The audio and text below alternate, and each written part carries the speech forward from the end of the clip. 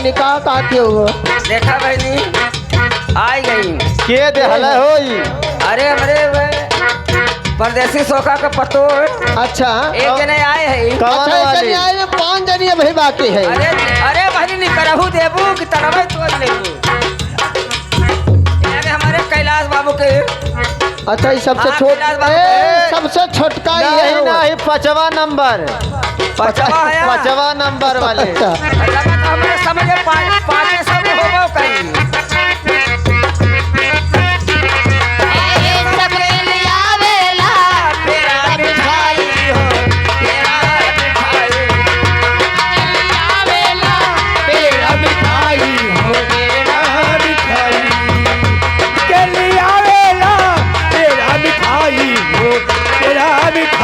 अरे हम के लिया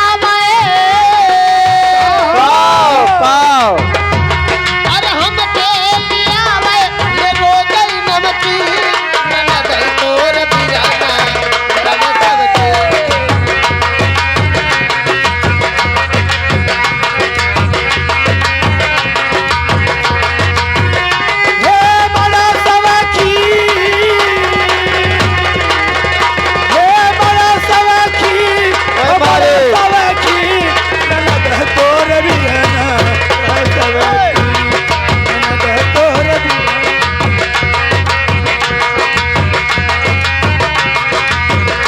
अरे बड़ा सबके ए दिल्लू बाबू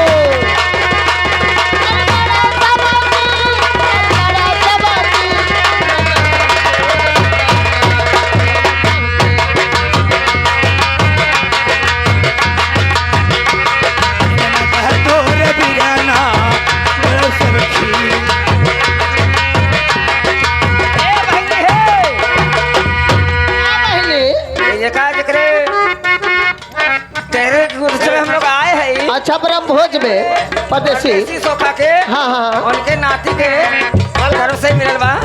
क्या नहीं? अच्छा है बनी देखा था नतिये लोग ढेर बुढ़ऊ बाबा के मानत रहल हो। नाती नाती नतनी है। काहे न काहे न काहे न अब पोतन का नंबर बा। सही। हाँ।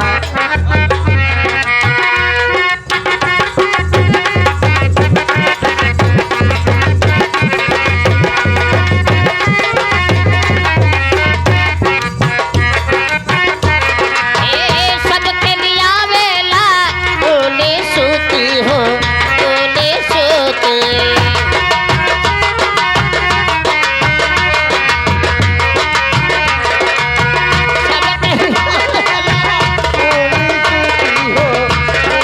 अरे सबके लिया बेला पूरी सोती हो पूरी। और ये मीरा पुत्र सौरभ 100 रुपए का पुरस्कार। नमस्ते प्रणाम आशीर्वाद के चाहे कहना है। अच्छा छठे नंबर है मास्टर लिखे हो क्या नंबर है पूछा? छठवें नंबर। हाँ? इसे ना छठवां सबसे छोटी है का हो क्या नंबर? 6 नंबर सबसे बड़ी आज दूसर का नंबर वाह भैया भरल है भंडार। अरे भैया भंडार भरल रहा है। काहे न पहले काहे न हाँ हाँ। सबके लिया वेला तूने सूती अरे तूने सूती सबके लिया बेला पूरी सोती हो पूरी सोती। सबके लिए आवेला सूखी रोटी हो सूखी रोटी।